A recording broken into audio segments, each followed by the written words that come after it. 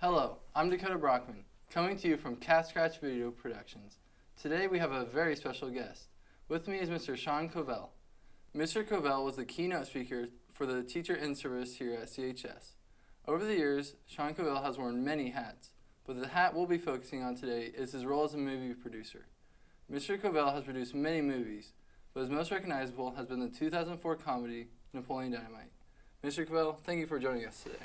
Thank you for having me, and I appreciate your fashion. You are known as a movie producer, not just for Napoleon Dynamite, but for several other films. Because our class studies film and video, what advice would you have for kids pursuing this career? So along with producing movies, I also teach movie making at the University of Southern California School of Cinematic Arts. And so one of the things that we teach at USC, which is a pretty great film school, is really just creating content is the thing. I mean, you can find information on how to make movies in so many places, and I'm sure you've got access to it too. But it doesn't mean anything until you get out into the field and start doing it.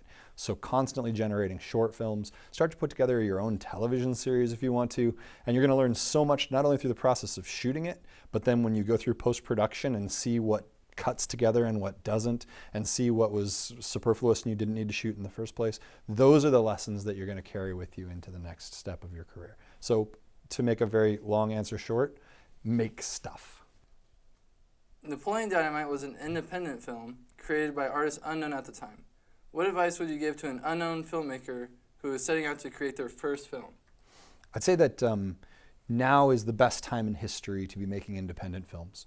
The barrier to entry has never been lower. It's cheaper to do. You've got available gear, including the phone in your pocket.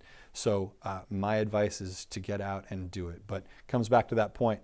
Make as many short films as you can beforehand so you get really good at being efficient. Then you can apply that lesson to making your feature. And now a more specific question to you. What excites you about the movie industry? Movie industry has gone through unbelievable shifts in the last decade. And I mean, obviously the rise of what we call the streamers, Netflix and Amazon Prime and stuff.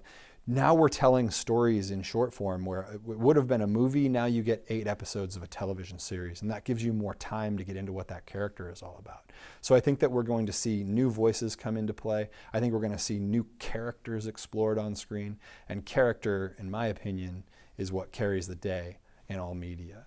Napoleon Dynamite is not called student council dance movie. It's called Napoleon Dynamite. It's about a character. We're going to see a lot of that coming to light. What exactly does a movie producer do? I don't know. My mom asks that question all the time and has for like a decade and a half. At USC in the Peter Stark producing program, we say a producer causes a movie to be made, and a good producer causes a movie to be made well. Or we say, we bring significant form to significant vision. Or there's a Henry David Thoreau quote, we find castles in the clouds and we put foundations under them. Those are like philosophical answers, right? So the detailed facts of the job, producer's job is to find the material, and that might be a short film like we did with Napoleon, or an idea that I have while I'm brushing my teeth. And then to work with writers to turn that idea into a script, and then break that script down, and I can see how many locations there are, how many speaking roles there are, how many extras we're going to need, and that helps me create a budget to see how much money it's going to cost to get all those things together. Once I have that budget, it's the producer's job to go off and raise the money. It comes from a lot of different sources.